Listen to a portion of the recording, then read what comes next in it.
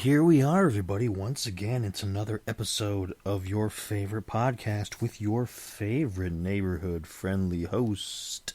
It's me. It's Spider. And we had a bit of a change tonight, actually. We have had a bit of a change because I was going to do an episode on sports and sportsing and sports teams and things of that nature. And I had a guest lined up. And I still do, but I'm not going to do that this week. There was a bit of a scheduling goof up, and so we rescheduled it for next week. So next week is going to be sports. This week, I pulled this topic right out of nowhere all of a sudden to make sure that that I had something to talk about, and I think this is an interesting one, because this one has a little bit of history for it, and it's something that we all really can kind of relate to, I think. A lot of dimensions to this one. What am I going to talk about? Stores. Stores, where you can buy stuff. Let's talk about this.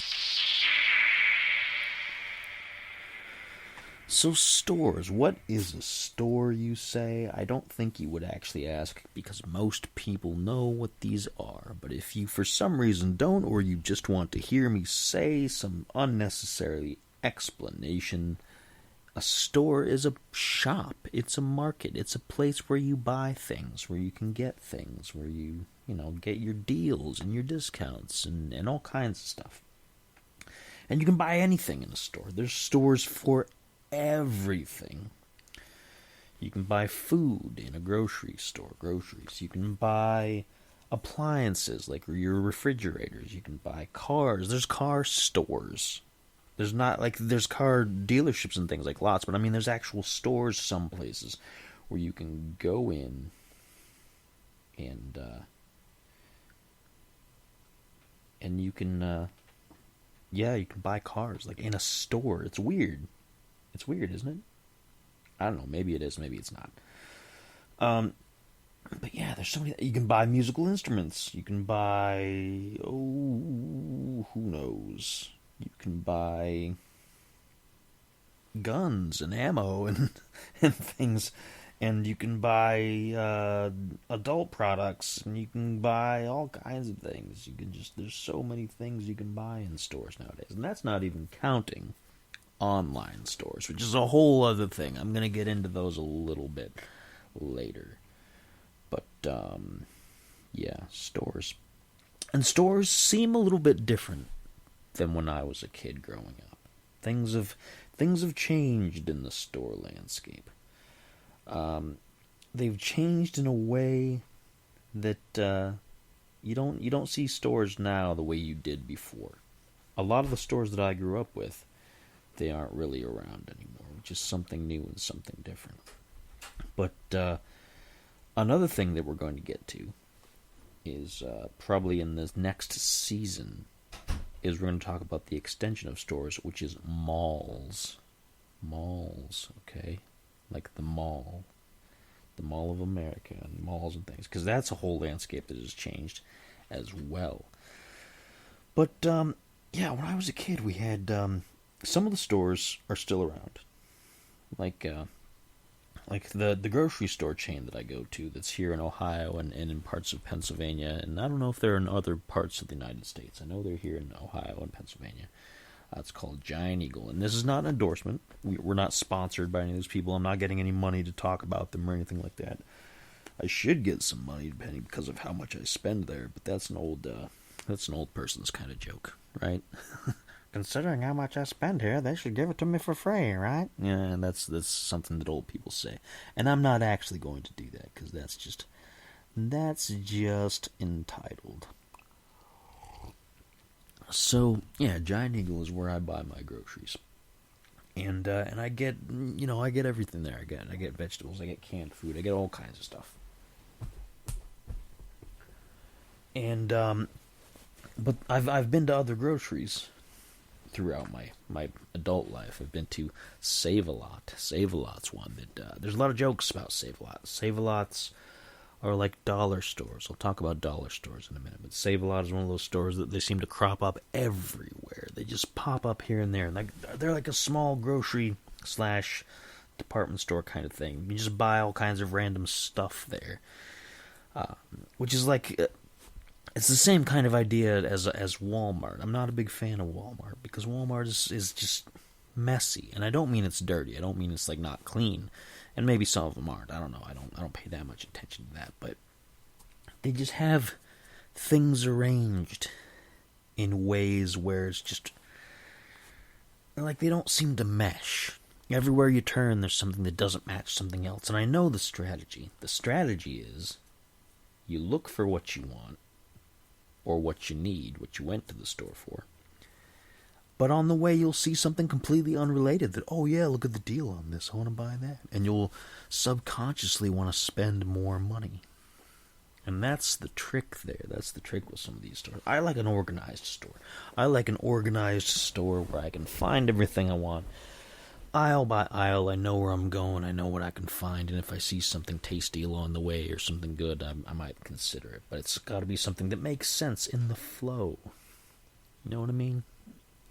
Some of my favorite stores when I was a kid. Or I guess not necessarily when I was necessarily a kid. Because when you're a kid, your favorite store is the toy store, right? Your favorite store is toy stores. And there was a store I used to love to go to that's not around anymore. I'm going to give you guys some history. There was a store chain called Hills. I don't know how many people locally might remember Hills. Hills, as according to Wikipedia, was a discount department store chain based in Canton, Massachusetts. How coincidental is that? I live in Canton, Ohio, and it was from Canton, Massachusetts. And it was founded in Youngstown, Ohio. And most of its stores were located in Ohio, but also Indiana, New York, Pennsylvania, and West Virginia. And they did make a push into some other states a little bit, a little further south. And it existed until 1999, where it was acquired by a bigger chain called Ames, A-M-E-S, which itself went bankrupt in 2002. We didn't have any Ames around here that I knew of, at least where I was in 2002. I think I had just moved out of my parents' house. I think out of the house I'd grown up in. I think I was living in a little town called Conneaut, Ohio at the time. And I did most of my shopping in Conneaut or in Ashtabula, Ohio, which was not that far. And I never saw an Ames. We didn't have any out there. So when Hills was gone, it was gone. And then Ames apparently was just, bankrupt and gone. But Hills was always, I loved going there because they had toys that I wanted. I always wanted a toy at Hills.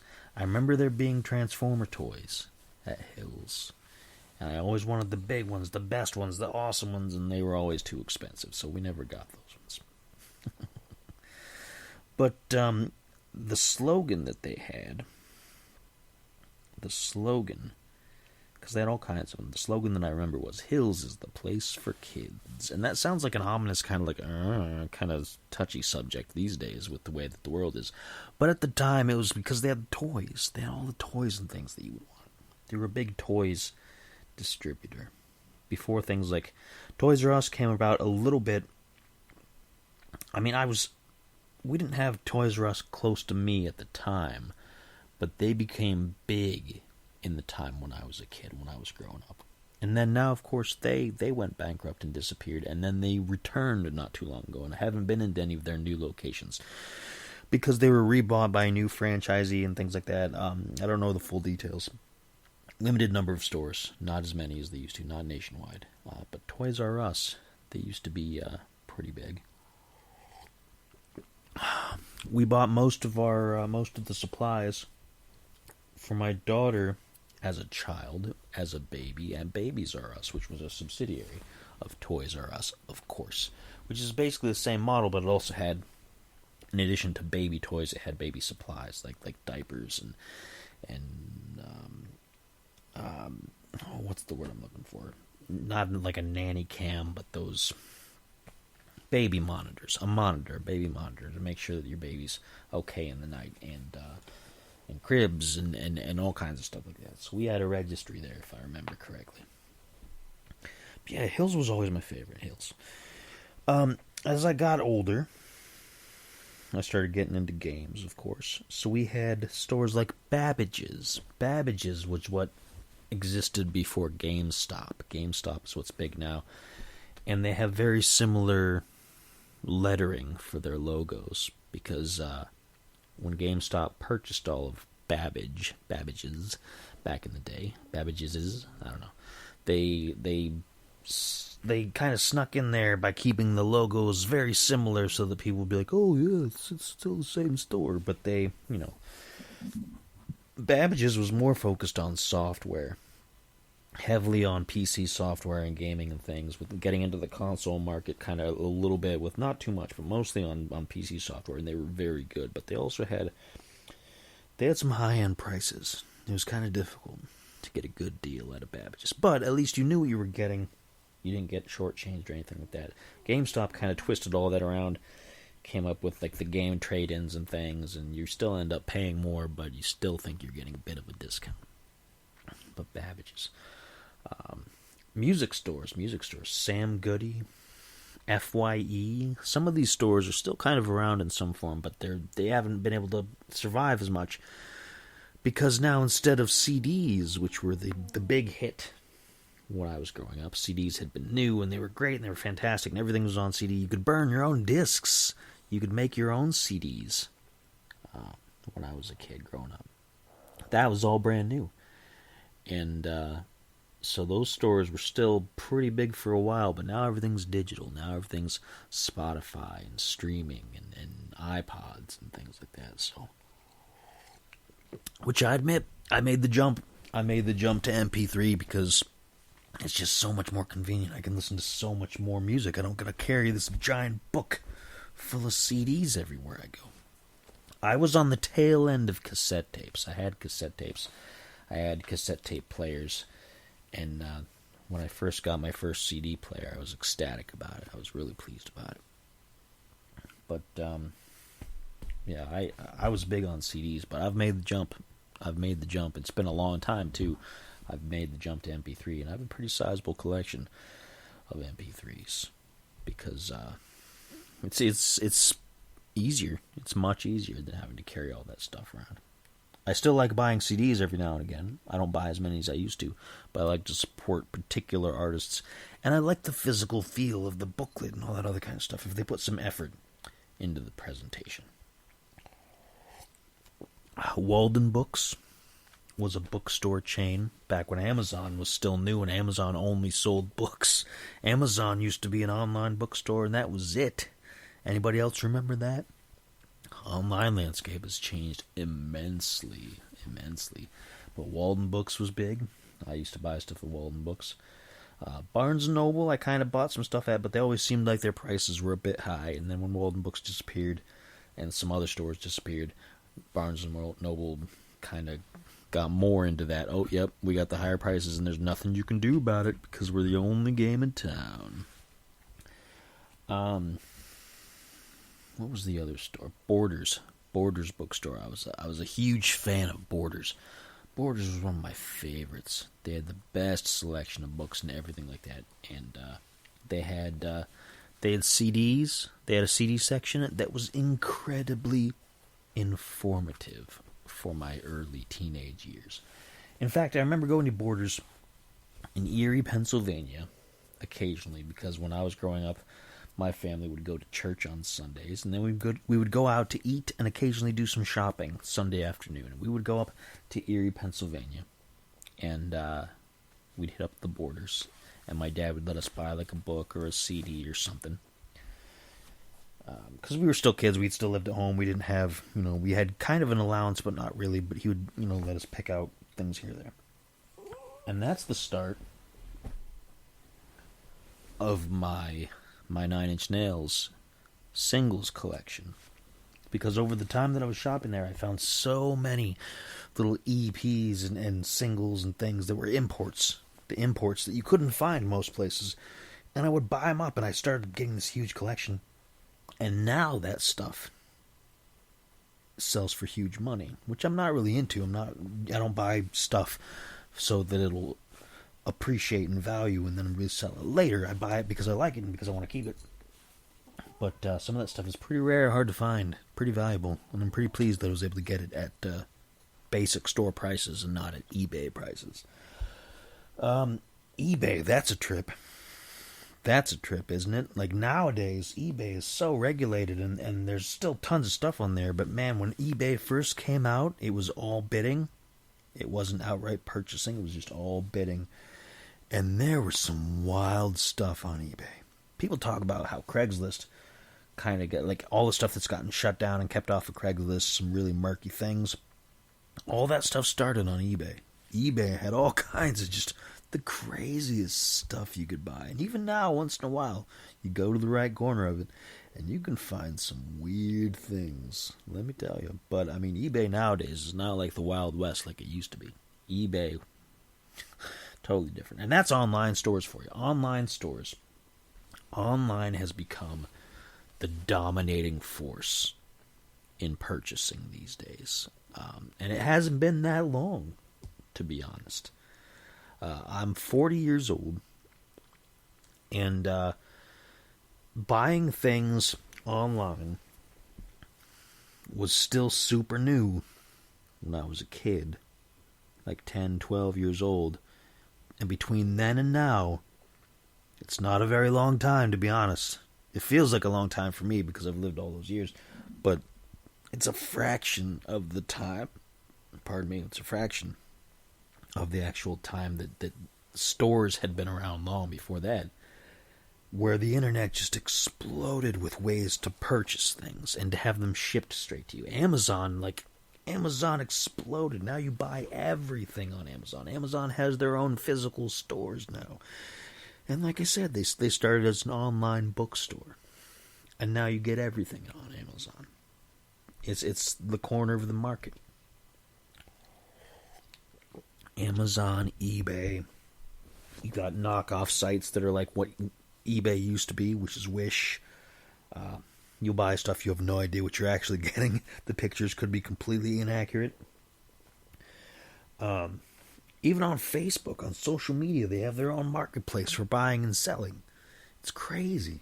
It's crazy. And there's just so much of it out there. We have so many choices and so many options as far as stores. And it boggles the mind. Like every time I'll be trolling through social media, just looking around, and there'll be new store names and new stuff will come up. And I'll tell you, I was buying, up until recently, I was buying goods from the UK, like meat pies and sausage rolls and tea and different things from a place called Parker's Great British Institution. It was a website based off of a store in New York that they would make these authentic products from the UK or import things from the UK that they couldn't make from their own recipes and ship them all over the country. And I got like these big boxes full of great stuff. They're gone now, unfortunately.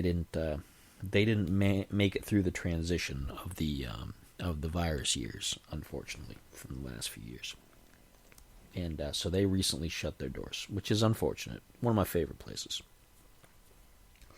But you can buy one thing that I found out at the beginning of those virus years, which was probably, 2020 or 2021? I don't remember what year everything really went down. But all that's a haze now, to be honest.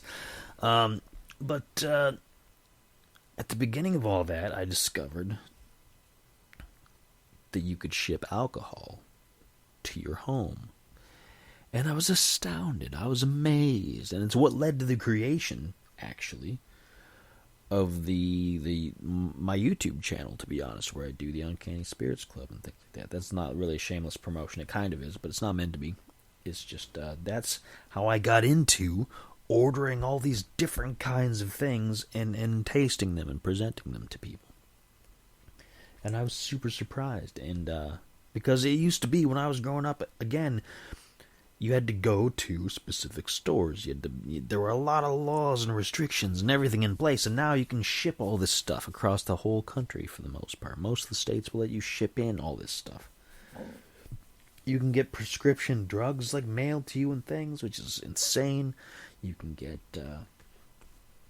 going back to cars. You can order cars online and have the car delivered to you, which is a little bit nutty because I'd have to go see it. Like, I got to see what shape the car's in. I got to see the condition. And I mean, even if it's a brand new car, I got to see it. Because what if you get it and you're like, oh man, these seats aren't comfortable. Oh, this button arrangement is terrible. Oh man, it's so difficult to get in and out of. You wouldn't know if you hadn't gone to see it. And people just order this stuff like sight unseen. Oh yeah, that's a nice car. I've done my research. I want that. And it's crazy. With mattresses and things, people will get mattresses and not like test them out to see if they're comfortable or not, and then you're stuck with this mattress. You got to figure out if you can send it back or not if it's not comfortable. Sight unseen. Now, I used to work in stores. Okay, I used to work. My third job, because my first job was as a dishwasher in a local restaurant. My second job was doing first working in the kitchen and then doing floor cleaning and floor maintenance, which is like the stripping and waxing and that kind of stuff of the floors in housekeeping for a local hospital. So I was in medical stuff. And my third job, which was the job that I kept for the longest time, and eventually I had to leave behind to watch my daughter here at home. My third job was working for Sears department store, Sears and Roebuck. And that's another store that was huge here in the United States. It was gigantic. It was a monolith. It was a mammoth. Nothing could stop it except itself. And in the time that I was there, I watched the entire chain just sink itself. Just completely sink itself based on really bad business decisions over and over and over in a way that almost makes you think like maybe it was intentional. And maybe it was, but this isn't really the avenue for that. And I worked for Sears at 2 different stores. I worked at a Sears store in Ashtabula, Ohio, which is not far from where I lived. It was about, 10 minutes, I'd say. And so that was my third job. I used to sell lawn and garden and hardware supplies. I'd sell tools and toolboxes and mix paint, and I would sell tractors and push mowers and power washers and all this stuff. I wasn't great at it, but I was okay. I was learning. When I moved to Akron, Ohio, I transferred to a store in Akron, which was up at Chapel Hill Mall. And I worked at that Sears store.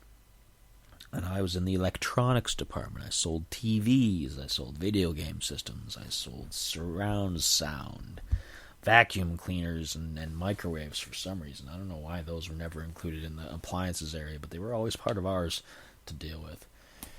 And I sold those.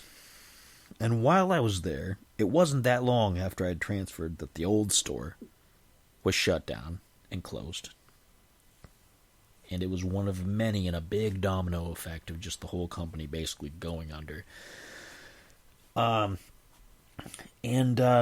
as I had some good times. I had some good times at the second store.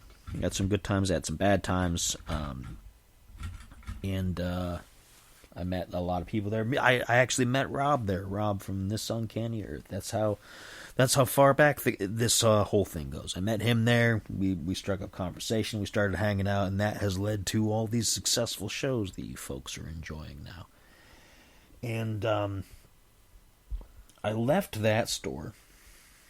I had been kind of dissatisfied with it for a while because the last year or two that I was there, it was pretty clear that store was going to be one of the next ones on the chopping block because the company was collapsing bit by bit, chunk by chunk, store by store.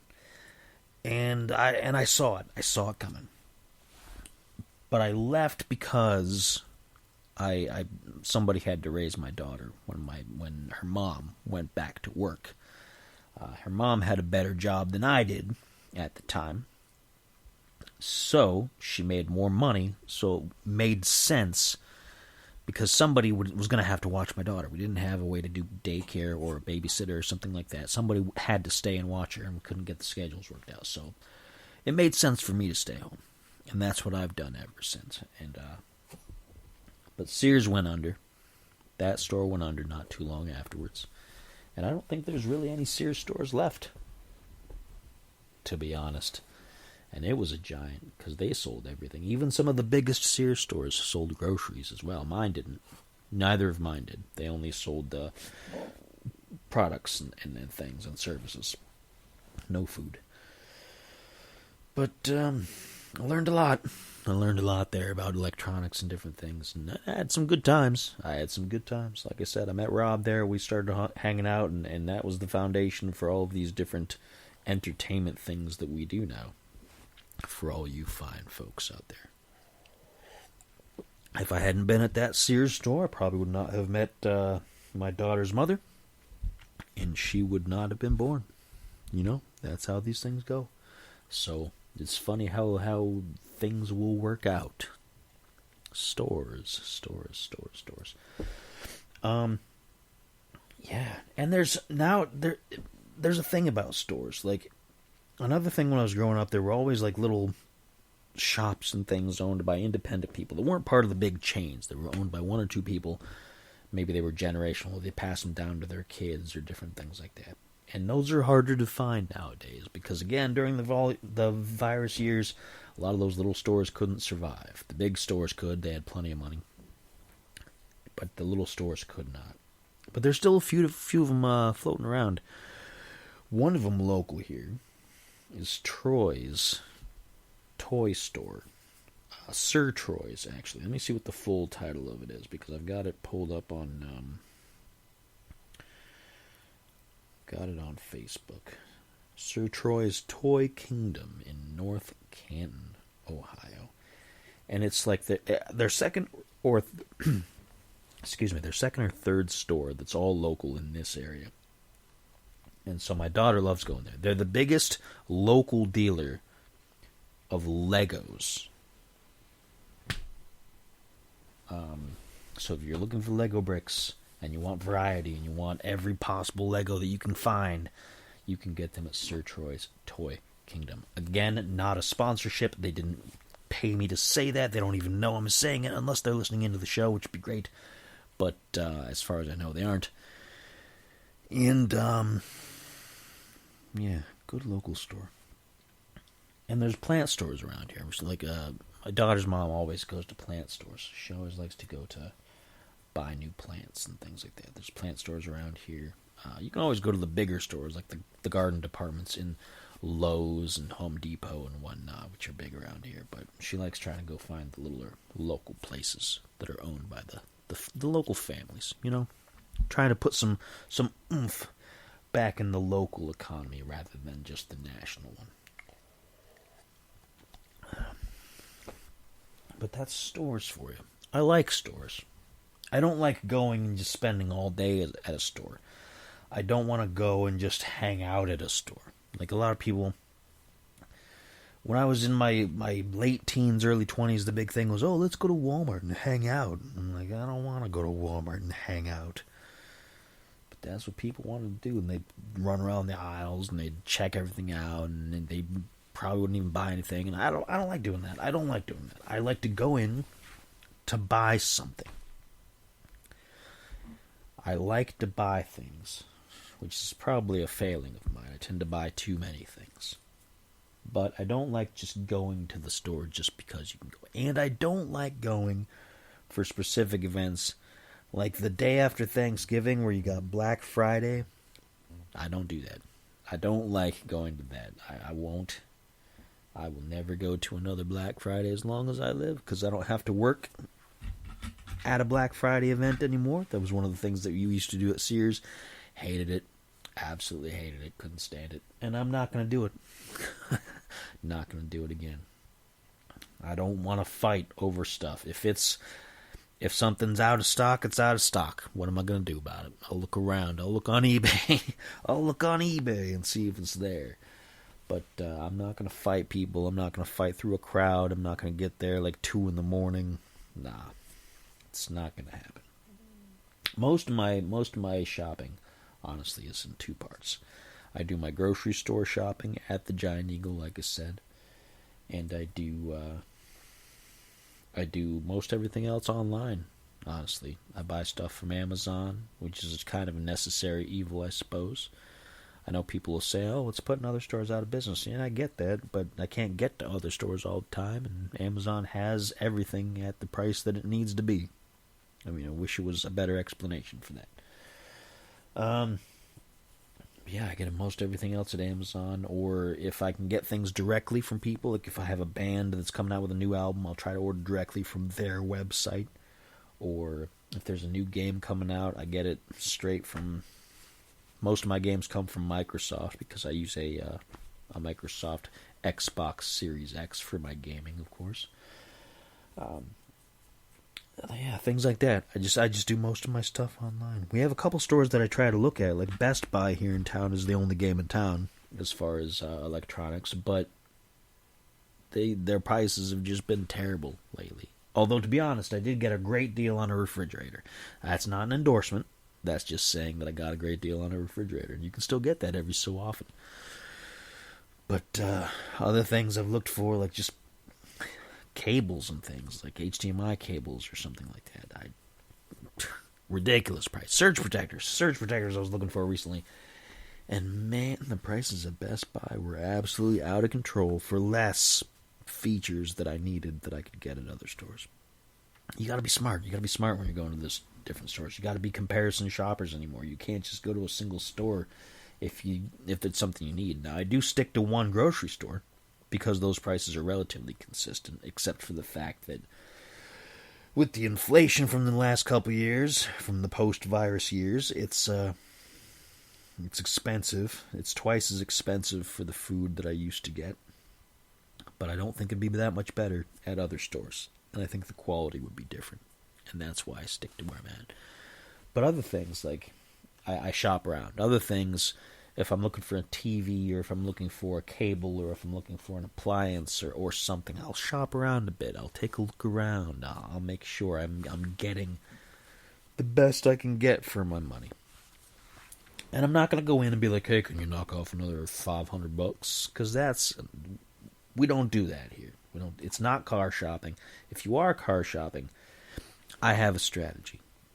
Because you're expected to kind of haggle a little bit over cars, and they mark the price up a little bit. But I don't do it the way that most people do. I don't go up and be like, "This is the price I want to pay for it. What can you do?"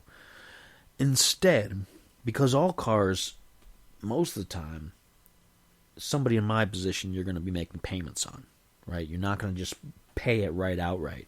I'm not going to have $30,000 for a new car, $40,000, whatever. So I'm going to make payments, right?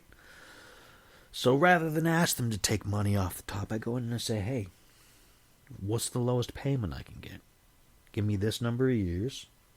I'd like to pay this much per month. What can you do about that?" And that kind of works it out, because then they do kind of have to lower the price of everything to fit within there. But it makes it's less about trying to lower the price and more about trying to get a better, comfortable monthly payment, because that's the big thing. Everything's payments now. Everything's payments, like credit cards and stuff like that. Everything's payments. It's all credit these days. And that's a whole other show, I'm sure. Credit cards. Credit cards may be a part of Season 2. Just like malls. The mall will be part of Season 2. And, yeah. Stores.